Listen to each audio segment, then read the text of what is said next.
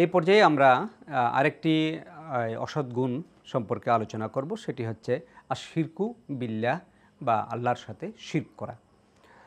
আমি একটু আগে আলোচনা করেছি যে আল্লাহর সাথে শিরক করা এটি একটি ভয়াবহ পাপ এবং এটি একটি সবচেয়ে বড় মিথ্যা।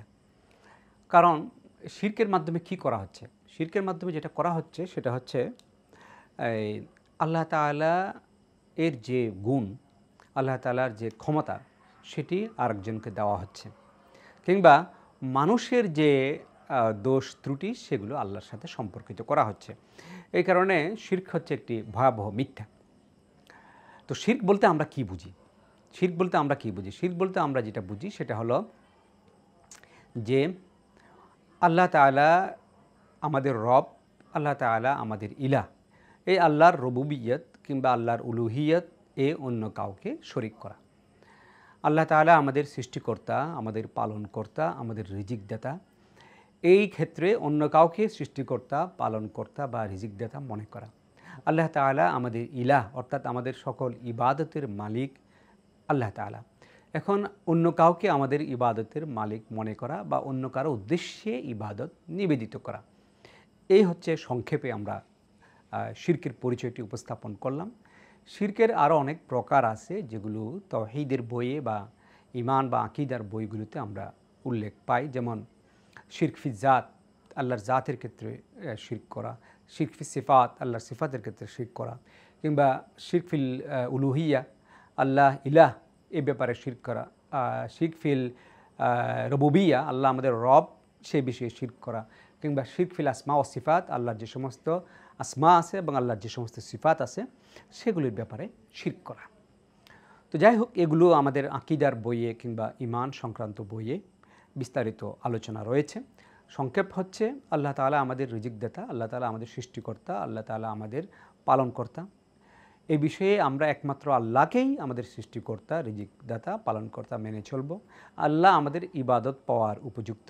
আমরা আমাদের ইবাদতগুলোকে আল্লাহর উদ্দেশ্যে নিবেদিত করব।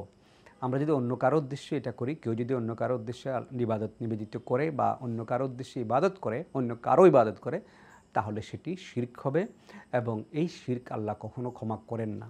শিরক সবচেয়ে বড় কবিরা গুনাহ হওয়া খুবই সহজে উপলব্ধি করতে পারি যে আল্লাহ তাআলা আমাদেরকে সৃষ্টি করেছেন, যে আল্লাহ তাআলা আমাদেরকে রিজিক দিয়েছেন, আমাদের সারা জীবনের দুনিয়ার পৃথিবীতে আমাদেরকে আলো দেখিয়েছেন এবং দুনিয়ার জীবনে আমাদের প্রতিটি প্রয়োজন পূরণের উপকরণ দিয়েছেন। আমরা যদি তার জায়গায় আরেকজনকে সেখানে বসাই, কিংবা আমরা যদি তিনি আমাদের একমাত্র ইবাদতের হকদার, তাকে ব্যতীত অন্যের উদ্দেশ্যে আমরা ইবাদত করি, তাহলে এর চেয়ে বড় মিথ্যা, এর চেয়ে বড় জুলুম আর কিছু হতে পারে না। এজন্য পবিত্র কোরআনে আল্লাহ শিরকের বিষয়ে বলেছেন, ইন্না শিরকা লা যুলমুন আযীম, যে শিরক হচ্ছে একটি মহা জুলুম।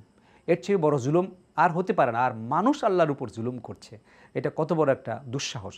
এজন্য শিরক হচ্ছে আকবরুল কাবায়ের, সবচেয়ে বড় কবিরা গুনাহগুলোর মধ্যে এক নম্বর হচ্ছে শিরক।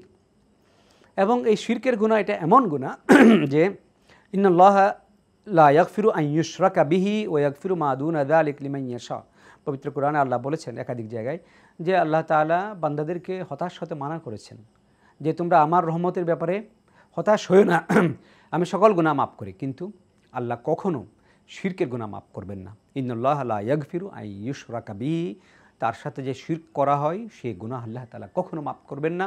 ওয়া ইয়াগফিরু মা দুনা যালিকা লিমান ইয়াশা, এবং তিনি যাকে ইচ্ছা, যার প্রতি ইচ্ছা, যাকে ইচ্ছা তিনি অন্যান্য যে সমস্ত শিরকের নিচে, শিরকের চেয়ে কম যে সমস্ত গুনাহগুলো রয়েছে, কম গুরুতর সেই গুনাহগুলো আল্লাহ তাআলা ক্ষমা করবেন।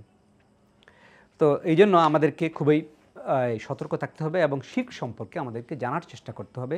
শিরকের প্রকারগুলো কি, আমরা যেন সেগুলি থেকে বেঁচে থাকতে পারি এবং সবসময় আল্লাহর কাছে আমাদেরকে দোয়া করতে হবে, আল্লাহ তাআলা যেন আমাদেরকে এই শিরকের যে মহাপাপ সেটি থেকে আমাদেরকে রক্ষা করেন।